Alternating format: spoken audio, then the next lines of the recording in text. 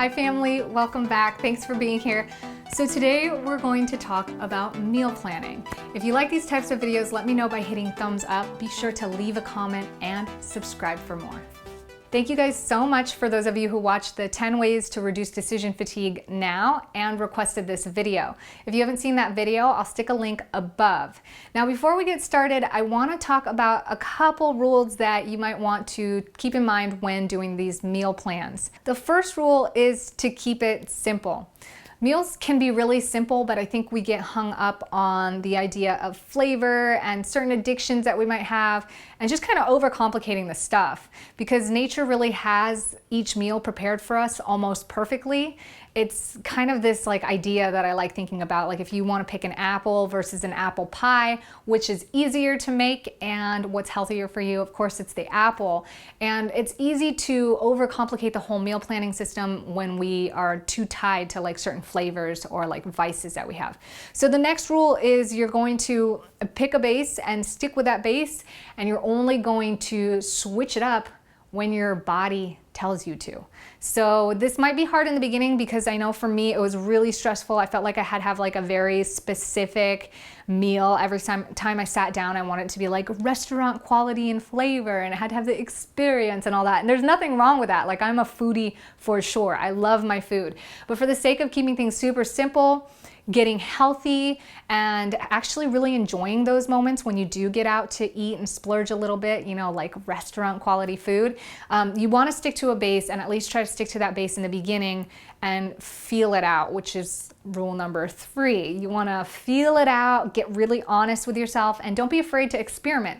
Just because we pick a base that's a recipe that's been that way for 5 years or for 100 years of your family tradition, don't be afraid to swap and experiment. That's what's going to give you a lot of versatility and a lot of leverage or options right now, even though you're beginning this thing. So the last thing I want you to remember is that this is kind of like learning a new language. It's like when you move someplace new and you have to get the Google Maps out to figure it out, and then eventually you learn and you don't need Google Maps anymore and you actually know 10 different ways to get from point A to point B. This is kind of that same thing. At first, you will have to put effort and you will have to think about it, but eventually you'll get comfortable and you'll find that you don't really have to meal plan anymore. It just kind of sort of comes naturally. So anyways, with that being said, let's go ahead and get started. There are 2 types of meals that I want to share with you. You've got your mono meals and your base meals. And for me, what mono meal is just going back to nature. Just like I said before, nature's already created us the most perfect food that you can possibly get. So the more that you can shop in the whole foods aisle and eat things as fresh as possible, even local, the better it's going to be for you. If you think that's too boring, then you can go ahead and add some dips. So peanut butter and celery, hummus and carrots, guacamole and lettuce or kale. I mean, those sort of things kind of add a lot more versatility into the mono meals. But for us, it's super simple to just grab a bag, shove some carrots, shove some cucumbers and some apples and some nuts and go. And we're good for our whole trip. So I really, really love the mono meals. It's really easy to digest and obviously really good for you. But obviously, being a person who has grown up cooking and with parents who cook, I like meals too, so that's where the base meals come into place. So I'm gonna go ahead and write down a few base meals that I have for breakfast, lunch, and dinner. For breakfast, I have my smoothies, and then we also do like a sweet grain. For my lunch, it's pretty simple. I like to go off the restaurant menu: soup, salad, sandwich. And then for dinner, we like going with a veggie meal. Typically we do some type of saute or wok thing. I like doing bowls, which is very similar, but it's got a grain base. And then we also do pastas. Of course, the smoothies don't have to stay at breakfast. The soups don't have to stay at lunch. This can all be mixed and matched in whatever way you feel suit. And as you can see, just with these simple base meals, we've got a lot of diversity that we can get out of these. So let's go ahead and talk about a few of these base meals and how I do them. Simple rule of thumb is just do what works for you. I'm just sharing with you how I do it and how it works for me. You might not like these meals. These might seem completely foreign to you. Really just try to get some base meals or recipes and kind of pick apart what makes that recipe and then work from there. So what I mean by this is my smoothies, for example. I'm gonna pick it apart. Usually it has a liquid. It's got bananas and it's got some type of extra fruit or like berry in it. And then it's got greens. You look at the sweet grain, for example, and this is literally like some type of grain plus sweetener. There's also probably some liquid in most of these, yeah. And then we come down here to soup, and you've got broth. I like to put veggies in mine, and spices. My salads, obviously I got some greens, plus veggies, plus some form of dressing. So you can see how we're breaking down like what categories of ingredients are within each of these, and all of them are pretty simple. Like you're not gonna get any that have more than like 5 types of categories in them at the most. Sandwich usually involves some type of grain or wrap, veggies, and plus some kind of like dip or spread. And then for my veggies, it's usually just veggies and spices, maybe some oils or some like type of homemade sauce. So I could put sauce here. For my bowls, it's the same thing. I got grain and the same thing as the veggies for the most part. And then pastas, well, I guess pasta is the same thing. We usually have grain, veggies, sauce. So as you can see, you can mix and match here as much as you want. Some of you guys might add meats to this. We eat a little bit of meat. We try to reduce it as much as possible. So maybe with the bowl, we might add like fish. Usually we try to eat everything else as simple as possible. And this is obviously super, super healthy. Now the cool thing is, aside from being healthy and simple, this is actually really cheap. The thing that I notice is that a lot of people say that eating healthy is more expensive, and I will agree that like even when it comes to these base things, a lot of it is more expensive. But where you can lose a lot of money in eating healthy is actually going for the specialty items. They're the things that take extra processing to give you like a specific dynamic. Like for example, like meat-free meat, like soy meat, nut milks, nut butters, dehydrated foods like kale or freeze-dried fruits.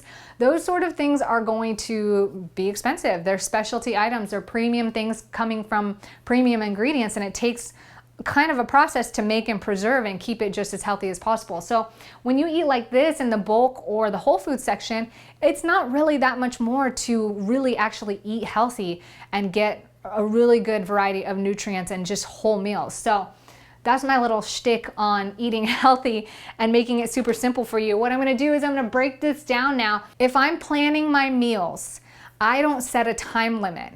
For you, you could to begin with, just to see how it works, because I know that I had a hard time feeling like I needed like a specific or a unique meal to every single meal. The idea here is to let your body collect the nutrients that it needs and then allow it to move you to switch things up. So for example, if I'm gonna start with my smoothie, the liquid might be almond milk, coconut milk. So you could change up the different types of milk, hazelnut milk, rice milk. Bananas are a staple for me in my smoothie. It doesn't have to be for yours. Like sometimes you could do apples. Fruit or berry, I really like the blueberries. And if you are not familiar with this smoothie, this is really the best way to make it. It's like milk, bananas, blueberries or strawberries, and then greens like spinach. But let's say I get bored of that. Then I can switch this to like apple juice. I could put strawberries and pineapples here. I'm running out of space. I can go ahead and add kale. So that totally changes the whole smoothie up. And as you can see, it still keeps the same categories or base ingredients. And that is really what my meal planning system is all about. It's not about going into these complex recipes and buying a recipe book and then spending an hour and a half, 2 hours in the kitchen. That's why when a lot of you guys ask me for more recipes, I'm like, I don't really have any, because this is how I eat. It's just so simple. It's not gonna be anything new to you guys other than like, this is the same recipe, but there's like quinoa instead of rice, you know? So the sweet grain, some examples I have of that is just straight up cereal.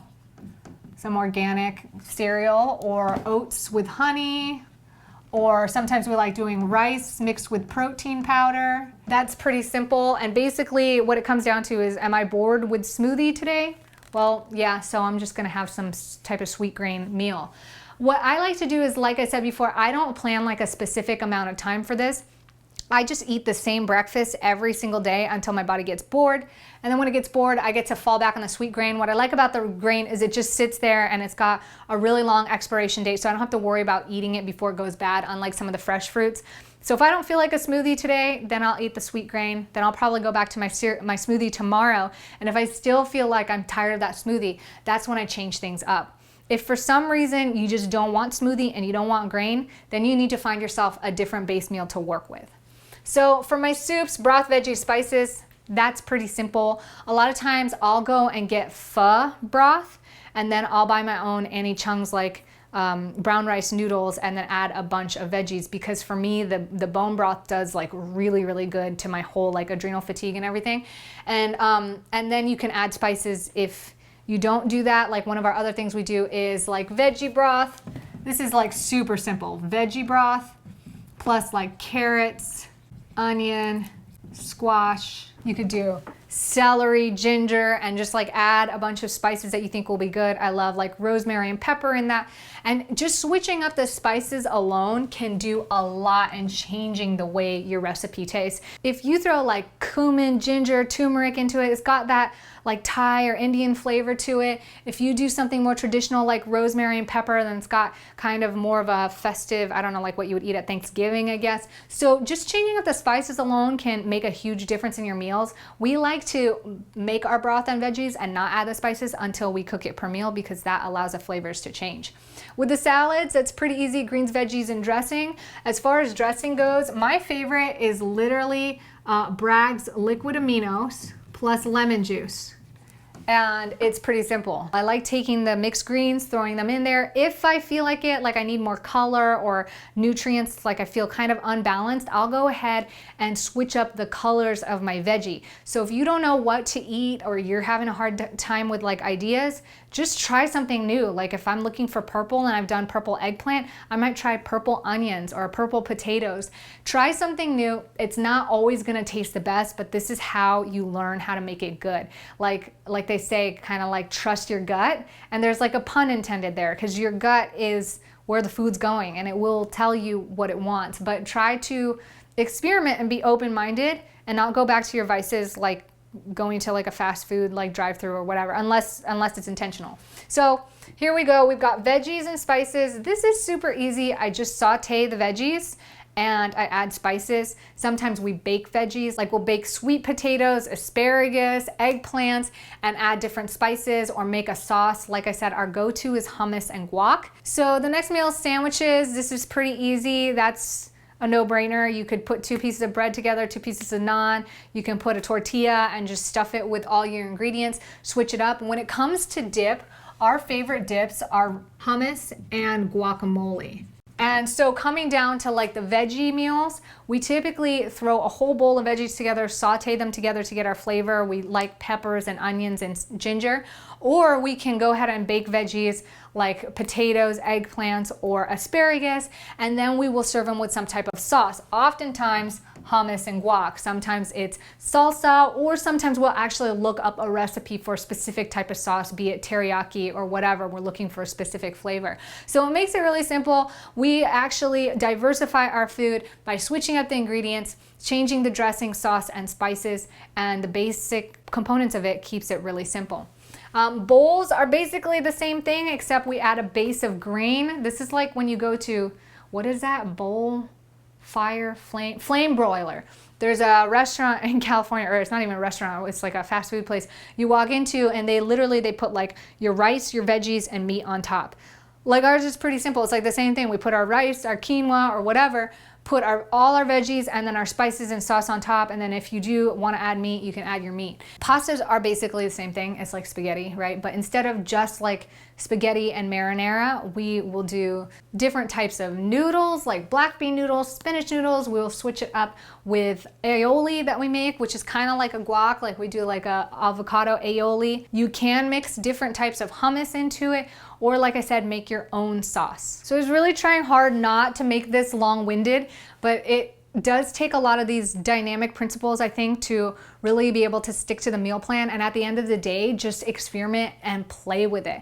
Like I said, probably the biggest thing that simplifies this whole system for me is not trying to think of every single meal, but really planning like 1 to 2 options of each meal and having those available to me, or having a couple different ingredients that I can mix and swap, so that if I do wake up and I don't want the smoothie that I had yesterday, I can take out the spinach and the blueberries and substitute it for strawberries, pineapple, and kale and have a completely different smoothie. You will be surprised how doing this, your body will start to learn the language of good food, and it will start to recalibrate and actually talk to you. It will actually begin to tell you what nutrients you're missing based on its cravings. But you have to be able to detach and get off of the addictive food first, the stuff that alters your taste buds and alters your cravings, like high sugar, lots of salt, too many spices, fried foods, processed foods. Those sort of things actually alter the way you taste and feel about food, and it makes this really difficult. So I didn't really mean for this video to be like a health speech or like on getting better food, but I realized that eating simply adds a lot of value to my life, not just in reducing decision fatigue, but in allowing me to eat healthy and saving money in my wallet. And I really hope that you guys got a lot of value out of this. So if you have any other questions, let me know in the comments below. Make sure you give this video a thumbs up, and thank you again so much for joining me. I really hope you liked this video. Until next time, be good, be great, be great, be good, be thankful, all those things. Just be the best that you can be, and remember to have gratitude out there. You have so much to be grateful for. I'm grateful for you, and I'll see you next time.